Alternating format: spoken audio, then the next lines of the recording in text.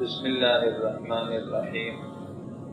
حدثنا إسماعيل قال حدثني مالك عن عبد الله بن دينار عن عبد الله بن عمر رضي الله تعالى عنهما أن رسول الله صلى الله عليه وسلم قال: إن من الشجر شجرة لا يسقط ورقها وهي مثل المسلم حدثوني ما هي.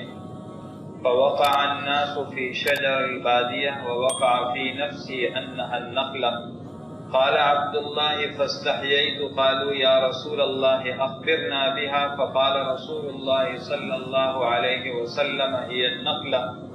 قال عبد الله رضي الله عنه: فحدثت أبي بما وقع في نفسي فقال: لأن تكون قلتها أحب إلي من أن يكون لي كذا وكذا.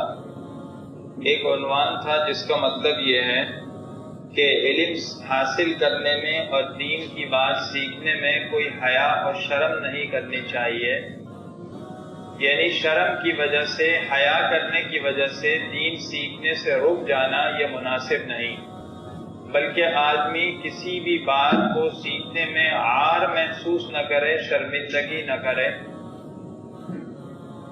اس کے تحت یہ ایک دوسری حدیث ذکر فرمائی۔ حضور کریم صلی اللہ تعالی علیہ وسلم نے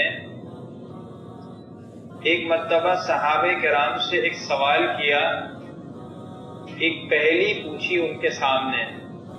دین سیکھنے کے اور سکھانے کے مختلف انداز ہوتے ہیں اور مختلف طریقے ہوتے ہیں، اور یہ انبیاء علیہ السلام کی سنت ہے اور ان کا طریقہ ہے کہ وہ ہر مفید انداز کو اختیار کر کے امت تک دین پہنچاتے ہیں، لوگوں کو دین سکھاتے ہیں۔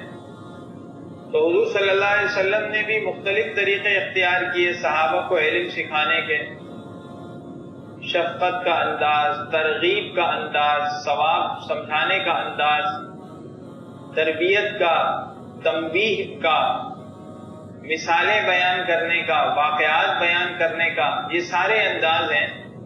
تو اس میں سے ایک طریقہ یہ تھا کہ آپ کبھی کبھی صحابہ سے پہلی کے طور پر بھی کوئی چیز پوچھتے تھے، پہلی رکھتے تھے صحابہ کے سامنے۔ اچھا، مفید انداز میں اگر پہلی رکھی جائے اور پوچھی جائے تو اس کا فائدہ یہ ہوتا ہے کہ انسان کا ذہن استعمال ہوتا ہے، ذہن مثبت چیز میں استعمال ہوتا ہے اور ذہن انسان کا تیز ہوتا ہے، اس لیے کہ اللہ تعالیٰ نے انسان کو جو بھی قوت صلاحیت دی ہے، اگر اس کو استعمال نہ کیا جائے تو اسے زنگ لگ جاتا ہے۔ اعتدال کے ساتھ، اعتدال سے زیادہ نہیں، حد سے زیادہ ہوگا تو مشکل ہے، لیکن اعتدال کے ساتھ اس کا استعمال کیا جائے۔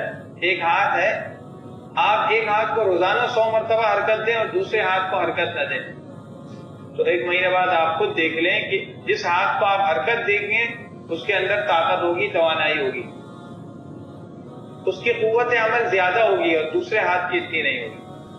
تو دماغ بھی جب مثبت کاموں میں استعمال نہ ہو تو منفی چیزوں میں استعمال ہوتا ہے۔ آج کل کے جو نوجوان کہتے ہیں جی ہمیں فلاں شبہ آتا ہے، فلاں شبہات آتے ہیں، فلاں وسوسے آتے ہیں، وہ اسی لیے آتے ہیں کہ دماغ صحیح رخ پہ استعمال نہیں ہوتا۔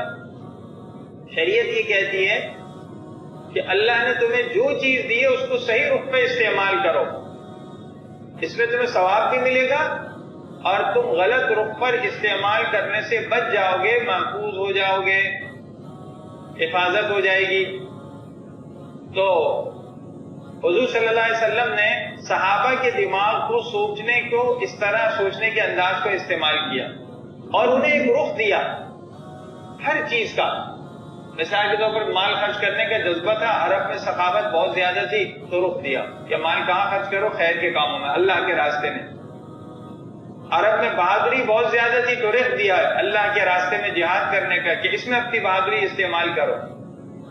تو اہل عرب کے حافظے بھی بہت اچھے تھے، ان کے اندر ذہانت بھی بہت زیادہ ہوتی تھی، حافظے اتنے اچھے تھے ان کے کہ صحیح بخاری میں ایک واقعہ ہے حضرت وحشی کا۔ وحشی رضی اللہ عنہ کون ہے؟ حضرت حمزہ رضی اللہ عنہ کے قاتل، بعد میں اسلام لے آئے، ان کا گناہ معاف ہو گیا، صحابی ہو گئے۔ ان کا قصہ ہے صحیح بخاری میں ایک جگہ کہ ایک صاحب ان سے ملنے کے لیے گئے اپنے ایک ساتھی کو لے کر، دوست کو لے کر، تو ان سے کہا آپ مجھے جانتے ہیں؟ اور یہ صاحب جو حضرت وحشی سے ملنے گئے تھے، انہوں نے گھاٹا باندھا ہوا تھا، یعنی اپنے چہرے پر، اپنے سر پر اس طرح کپڑا باندھا ہوا تھا کہ صرف آنکھیں نظر آ رہی تھی اور کچھ نظر نہیں آ رہا تھا۔ انہوں نے وحشی سے کہا کہ آپ مجھے جانتے ہیں؟ تو انہوں نے کہا میں اور تو کچھ نہیں کہہ سکتا، اتنا کہہ سکتا ہوں کہ بچپن میں فلاں خاندان میں فلاں قبیلے کی ایک خاتون تھی، اس کا بچہ تھا، میں اس کے بچے کو گود میں اٹھا کر لے گیا تاکہ کسی دودھ پلانے والی عورت کے اسے سپرد کر دوں۔ عرب میں یہ انتظام ہوتا تھا، دودھ پلانے کے لیے بھیج دیا کرتے تھے بچے کو۔ وہ بچہ جس کو میں اٹھا کر لے گیا، آج میں تمہیں دیکھ کر یہ محسوس کر رہا ہوں کہ وہ بچہ اور تم میں کوئی فرق نہیں ہے، تم مجھے وہی رکھتے ہو۔ کتنا فرق تھا؟ 40 سال سے زیادہ مدت کا، اور صرف کیا دیکھا؟ ان کی آنکھیں دیکھی یا ان کے پاؤں دیکھے، اس سے انداز کر لے کہ وہی بچہ ہے۔ تو انہوں نے فوراً اپنا چہرہ کھول دیا۔ اتنی ذہانت تھی، اتنی سمجھ تھی عرب میں۔ تو حضور صلی اللہ علیہ وسلم نے صحابہ کی ذہانت اور حافظے کا بھی صحیح استعمال فرمایا۔ آج ہمارے نوجوانوں کی صلاحیتیں، ان کی ذہانتیں، ان کے سوچنے کے انداز کیا ہو رہے ہیں؟ منفی کاموں میں استعمال ہو رہی ہے، ضائع ہو رہا ہے، امت کا سرمایہ ضائع ہو رہا ہے۔ نوجوان کسی بھی قوم، کسی بھی ملک کا اثاثہ ہوتے ہیں، سرمایہ ہوتے ہیں، اور یہ کہاں جا رہے ہیں ہم سب کو پتہ ہے۔ اور یہی بہت بڑی وجہ ہے ہمارے قومی، ملکی اور دینی اعتبار سے ہمارے زوال کا، من حیث القوم بھی اور من حیث الملک بھی، اور امت مسلمہ ہونے کی حیثیت سے بھی ہم جو زوال کا شکار ہیں، اس کی وجہ یہ کہ ہماری صلاحیتیں منفی چیزوں میں استعمال ہو رہی ہیں، ضائع ہو رہی ہیں، فضول کاموں میں لگ رہے ہیں۔ تو بات یہاں سے چلی تھی کہ حضور صلی اللہ علیہ وسلم نے صحابہ کی ذہانت کا استعمال کیا۔ ایک سوال کا مجلس میں آپ بیٹھے تھے، صحابہ بھی تشریف فرما تھے، فرمایا ایک درخت ایسا ہے جس کے پتے گرتے نہیں ہیں اور اس کو مسلمان کے ساتھ مشابہت ہے، حدثونی ما ہی، بتاؤ وہ کون سا درخت ہے؟ بتایا نہیں آپ نے، صحابہ سے پوچھا۔ یہ بھی ایک انداز ہے کہ دوسرے کی ذہانت کو استعمال کرو، دوسرے کے دماغ میں جو ہے وہ نکلواؤ۔ تو صحابہ سے کہا ایک درخت ایسا ہے جو مسلمان سے مشابہت رکھتا ہے، مسلمان کی طرح ہے۔ ایک اشارہ دے دیا کہ وہ درخت ایسا، اس کے پتے نہیں گرتے۔ حضرت عبداللہ بن عمر رضی اللہ عنہ اس مجلس میں موجود تھے، کہتے ہیں فوقع الناس فی شجر البادیہ، لوگوں کے ذہن گیا جنگلات کے درختوں کی طرف، کھلے میدانوں میں، جنگلوں میں جو درخت ہوتے ہیں اس کی طرف ذہن گیا۔ لوگوں نے یہ سمجھا حضور صلی اللہ علیہ وسلم نے ایک درخت کے بارے میں پوچھا ہے تو وہ دور کا کوئی درخت ہوگا جو عام طور پر دکھائی نہیں دیتا۔ ووقع فی نفسی انھا النخلہ، میرے دل میں یہ بات آ گئی کہ وہ درخت کون سا ہے؟ کھجور کا درخت۔ اب سب صحابہ خاموش ہیں۔ حضرت عبداللہ بن عمر رضی اللہ تعالیٰ عنہ کے ذہن میں بات تو آ گئی، لیکن فرمایا فاستحییت، مجھے شرم آئی۔ شرم اس سے آئی کہ میں ایک چھوٹا سا بچہ ہوں۔ عبداللہ بن عمر رضی اللہ عنہ کی عمر حضور صلی اللہ تعالی علیہ وسلم کے وصال کے وقت بھی کوئی زیادہ نہیں تھی، چھوٹی عمر، تو 9 عمر تھے بالکل۔ اس مجلس میں بڑے بڑے صحابہ موجود ہیں، حضرت ابو بکر، حضرت عمر رضی اللہ عنہ جیسے حضرات، اور حضور صلی اللہ علیہ وسلم کے سامنے کوئی بات کہنا تو اس سے تھوڑی شرم محسوس ہونے لگی۔ کہتے ہیں مجھے شرم آئی، میں خاموش ہو گیا۔ اب جب کسی نے جواب نہیں دیا، صحابہ نے عرض کیا یا رسول اللہ اخبرنا بہا، اللہ کے رسول آپ ہمیں بتا دیجئے وہ کون سا درخت ہے، ہمیں بتا دیجئے۔ تو حضور صلی اللہ علیہ وسلم نے ارشاد فرمایا یہ نخلہ، وہ کھجور کا درخت ہے۔ عام طور پر جب کوئی مثال رکھی جاتی ہے تو کچھ پہلو ہوتے ہیں جس کی وجہ سے مثال اور اصل چیز کے اندر یگانگی ہوتی ہے، مشابہت ہوتی ہے۔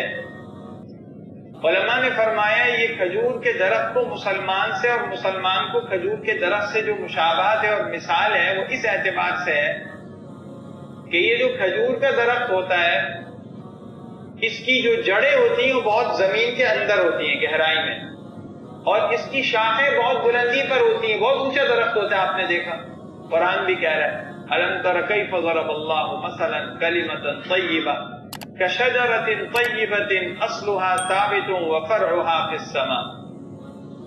کھجور کے درخت کی مثال کلمہ طیبہ کی مثال دی، اور 3 خاصیتیں کھجور کے درخت کے قرآن نے بیان کی. اصلها ثابت، جڑیں اس کی بہت گہرائی میں مضبوط ہے. وَفَرْعُهَا فِي السَّمَاءِ، شاخیں اس کی بلندی پر جا رہی ہیں. تیسری خاصیت تُؤْتِي أُكُلَهَا كُلَّ حِينٍ بِإِذْنِ رَبِّهَا، اس کے پھل ہر وقت آتے ہیں طویل مدت کے لیے. تو بالکل یہی حال ہے. مسلمان جو ہے اس کے دل کے اندر ایمان کی جڑیں مضبوط ہوتی ہیں، اس کا عقیدہ ایسا مضبوط ہوتا ہے. اور جس طرح درخت کے تنے سے شاخیں پھوٹتی ہیں پھر پھل نکلتے ہیں، اسی طرح اس عقیدے کے تنے سے کیا نکلتے ہیں؟ اعمال. یہ اعمال کیا ہے؟ درخت کی شاخیں. کھجور درخت کا ایک تنا ہوتا ہے، اس کی شاخیں. تو ایمان کیا ہے؟ عقیدہ یہ تنا ہے، اور اس کی شاخیں کیا ہیں؟ اعمال. اور اس کے پھل پھول کیا ہیں؟ ان اعمال کے اثرات، ان کی برکتیں. ایک نیک عمل ہے، ایک اس کے اثرات ہیں، اس کی برکتیں. علماء نے فرمایا کہ کھجور کے درخت کو مسلمان سے مشابہت کیا ہے؟ کہ کھجور کا درخت ایک ایسا درخت ہے، اور کھجور ایک ایسی چیز ہے جس کے اندر نافعیت بہت زیادہ ہے. نافعیت کا پہلو، اطباء یہ کہتے ہیں کہ کھجور کے اندر وٹامن بہت زیادہ ہے. اس کے اندر وائٹامن بہت ہے. اور صرف یہی نہیں بلکہ بعض اطباء کا تو کہنا ہے کہ یہ کھجور ایک ایسی چیز ہے جو خون ہی بناتی ہے، فضلہ نہیں ہوتا. عام طور پر انسان جو غذا کھاتا ہے، روٹی کھائے کوئی چیز، تو کچھ حصہ خون بنتا ہے، کچھ فضلہ بنتا ہے جو ضائع ہوتا ہے، اس کا کوئی حصہ ضائع نہیں ہوتا. اور بعض لوگوں کا کہنا ہے کہ ایک کھجور میں آدھا کلو گوشت کی طاقت ہے. بعض اطباء نے کہا کہ ایک کھجور اور 8 روٹیاں برابر ہیں توانائی.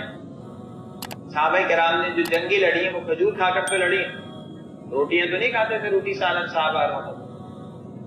کھجور کے اندر توانائی ہے. اسی لیے حضور کریم صلی اللہ علیہ وسلم کی سنت میں ملتا ہے کہ آپ کی غذا کا ایک اہم حصہ تھا، اور صحابہ کی زندگی کا. تو یہ جو مثال بیان کی وہ اس پہلو سے کہ کھجور کے اندر نافعیت بہت زیادہ، اور وہ جو درخت ہے کھجور کا، اس کا ہر حصہ ایسا ہے جو فائدہ بخش ہے.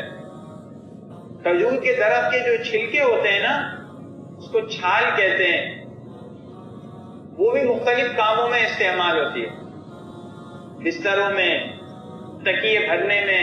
اسی طرح کھجور کے درخت کے پتے اور کھجور کی جو گٹھلی ہے یہ جانوروں کے چارے کے طور پر استعمال ہوتی ہے، بلکہ اب تو انسانوں کی غذاؤں میں بھی استعمال ہو رہی. کھجور کی اجوا، کھجور کی گٹھلی کو پیس کر استعمال کیا جاتا ہے. تو اس درخت کی کوئی چیز بے فائدہ نہیں ہے. اور خود یہ جو درخت ہے، یہ جو پھل ہے، یہ پھلوں میں انتہائی مفید پھل ہے. اس کے اندر غذائیت بھی ہے، ذائقہ بھی ہے، اور توانائی بھی ہے. تینوں چیزیں. ایک مستقل غذا ہے پھل کے ساتھ، اور ذائقہ بھی اس کا ہے، اور توانائی بھی ہے. تو یہی مثال ہے. اس کا گویا پیغام یہ ہے کہ دیکھو مسلمان کا بھی یہی حال ہوتا ہے، اور ہونا چاہیے کہ مسلمان ہمیشہ دوسروں کے لیے نافع ہوتا ہے. اس کی ذات سے دوسروں کو فائدہ پہنچتا ہے، نقصان کبھی نہیں ہوتا. اور مسلمان کے جز کے ایک ایک حصے سے، جسم کے اور اس کی زندگی کے ایک ایک پہلو سے لوگ فائدہ اٹھاتے ہیں، تکلیف نہیں دیتے.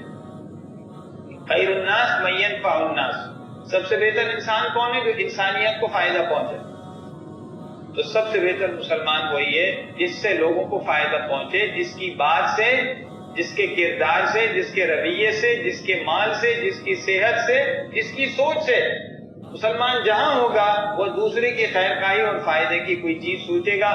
اور سب سے بڑی خیر خواہی ہے کہ دوسرے کا دین ٹھیک ہو جائے، دوسرے کی آخرت سنور جائے. اس سے بڑی خیر خواہی کنتم خیر امہ اخرجت للناس تأمرون بالمعروف وتنہون عن المنکر. اس امت کو اللہ نے بھیجا ہی اس لیے کہ وہ لوگوں کو فائدہ پہنچائے اور اچھے کاموں کی طرف بلائے، برے کاموں سے روکے۔ اس کو بند کریں بھائی، یہ کیا گھنٹی بج رہی ہے؟ اس بات کو سمجھ گئے جی؟ یہ بات ہے کہ کھجور اور مسلمان میں بڑی گہری مثال ہے، اس لیے حضور صلی اللہ علیہ وسلم نے فرمایا وَهِيَ مَثَلُ الْمُسْلِمِ، کھجور کی مثال مسلمان کی ہے، مسلمان کی کھجور کی مثال ہے۔ تو مسلمان وہ ہوتے ہیں جس سے ہر آدمی کو فائدہ پہنچتا ہے، ہر قوم کو، ہر طبقے کو، حتیٰ کہ مسلمان تو کافروں کو بھی فائدہ پہنچاتا ہے۔ کافروں کو کس طرح فائدہ پہنچائے گا؟ کہ وہ کافر جو دین کے دشمن نہیں ہیں، مسلمانوں کے خلاف زہریلے جذبات نہیں رکھتے، ان کے ساتھ خیر خواہی کرنے پر بھی ثواب ملے گا، ان پہ بھی خرچ کرنا چاہیے۔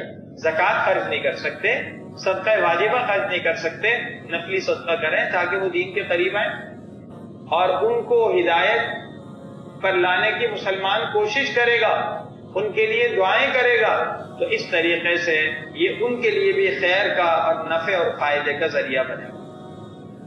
حضرت عبداللہ بن عمر رضی اللہ عنہ فرماتے ہیں کہ جب حضور صلی اللہ علیہ وسلم نے یہ بات فرمائی کہ وہ درخت کھجور کا درخت ہے، تو بعد میں نے اپنے ابا جان کو یہ بات بتائی، یعنی حضرت عمر رضی اللہ عنہ کو، خلیفہ ثانی حضرت عمر بن خطاب، عمر فاروق رضی اللہ عنہ کو، اپنے ابا کو یہ بات بتائی کہ ابا جان میرے دل میں بھی یہی بات آئی تھی پہلے، لیکن میں شرم کی وجہ سے نہیں کہہ سکا تھا، تو انہوں نے فرمایا لَأَن تَكُونَ قُلْتَهَا أَحَبُّ إِلَيَّ مِنْ أَن يَكُونَ لِي كَذَا وَكَذَا، ارے تم یہ بات کہہ دیتے مجلس میں، جواب دے دیتے یہ میرے لیے دنیا کی فلاں فلاں نعمت سے زیادہ پسند ہے۔ اگر تم جواب دیتے تو اللہ کے نبی خوش ہوتے، تمہیں دعائیں ملتی، میرا بھی کام بن جاتا، تمہارا بھی فائدہ ہو جاتا۔